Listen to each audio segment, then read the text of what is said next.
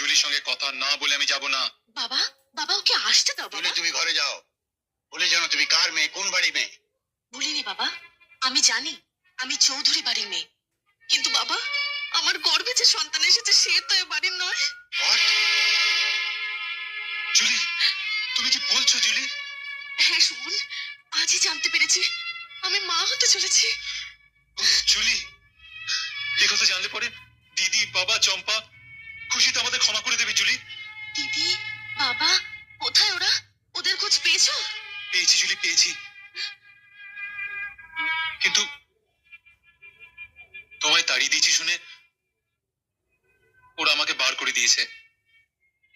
বলেছে তোমায় ফেরত না নিয়ে গেলে ওরা আমাকে ক্ষমা করবে না। জুলি,